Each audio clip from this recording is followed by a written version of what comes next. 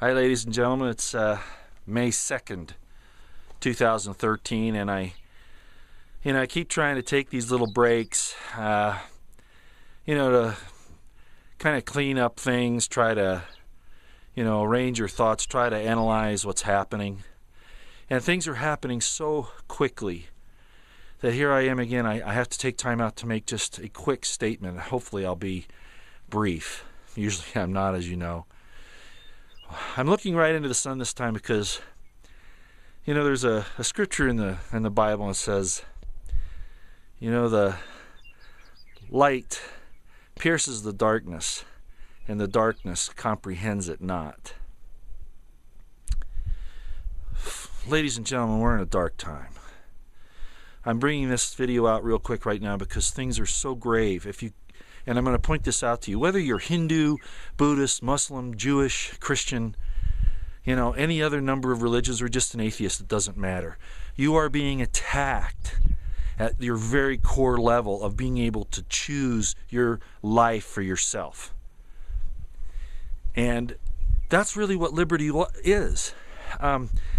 And I mentioned it the other day, in the Christian Bible, okay, in the New Testament, it talks about Jesus saying, I would that you would have life and that more abundantly. And he was really about putting this evil empire back in its place, okay, that was stomping on this individual liberty, this giving of life that comes from God, that they try to stop. Look, I'm going to make this quick.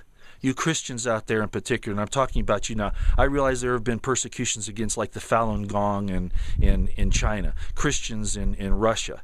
All over the world there have been different types of persecutions against a specific group of people. Jews in Germany, okay, I realize that.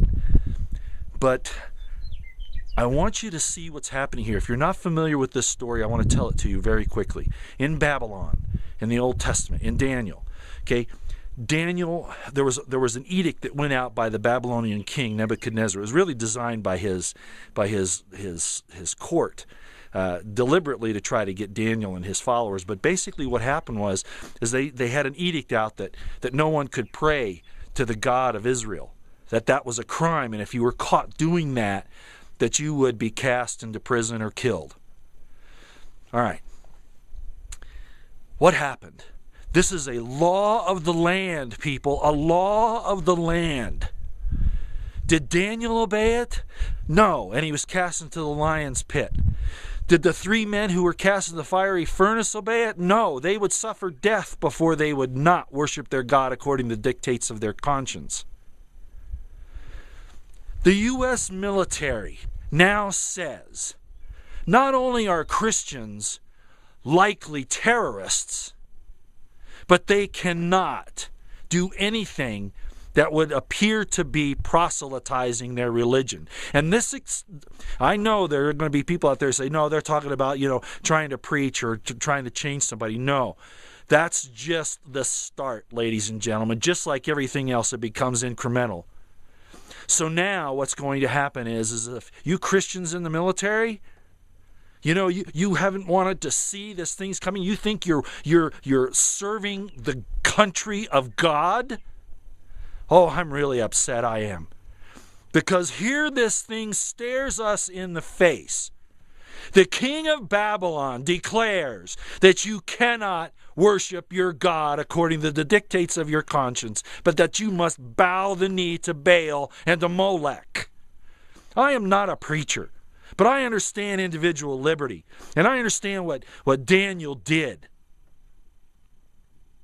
He stood up against the unlawful and the tyrannical impositions of his government.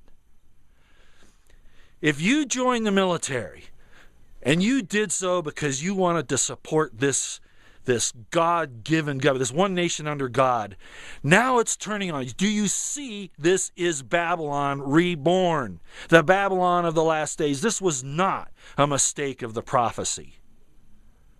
Now they are telling you that if you do anything that can be considered proselytizing, and I guarantee you that the definition of this is going to be used against you. Are you going to submit? Are you going to bow the knee to Baal and to Molech? It's time to make the choice, ladies and gentlemen. Babylon has shown its colors in all its disgusting glory. I'm going to do more on this later, but I had to get this out now. You saw this coming. You Christian ministers out there that have taken down your symbols of your faith, that tell your flock to obey everything that the government tells them because, that's what it says to do in the New Testament, and that's not what it says, Romans 13. You have corrupted that, and that was written in there by the Roman government initially.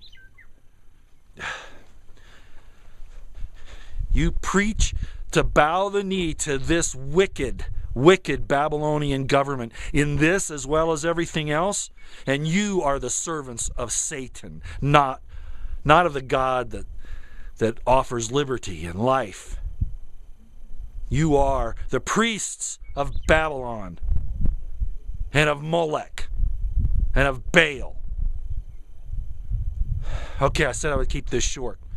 If you people out there cannot see where we are, and I am not a traditional Christian.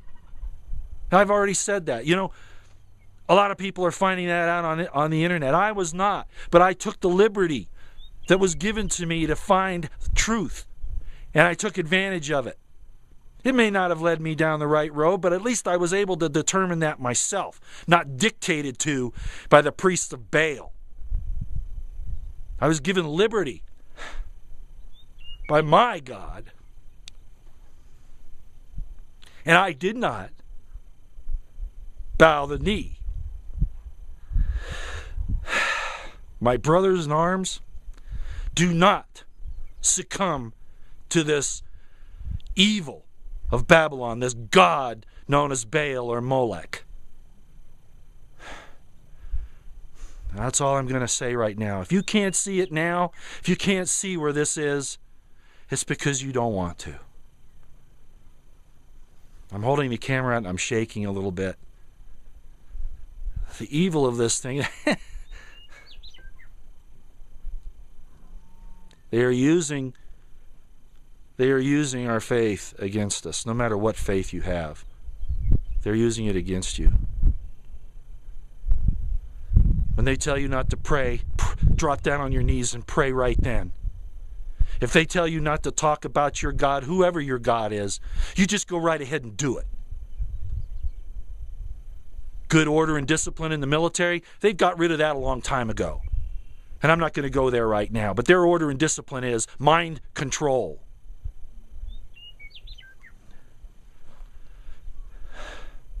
Okay, enough for now. I'll cover this again later. I need a little time to put some more thoughts together, but I think you can see where I'm coming. We're in grave danger. This is so bad right now.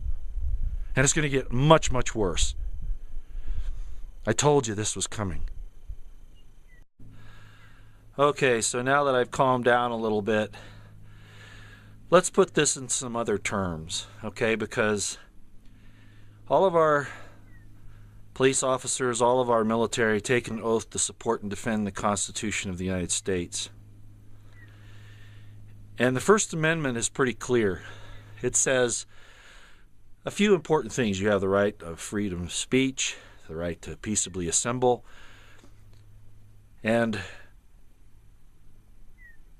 freedom of religion.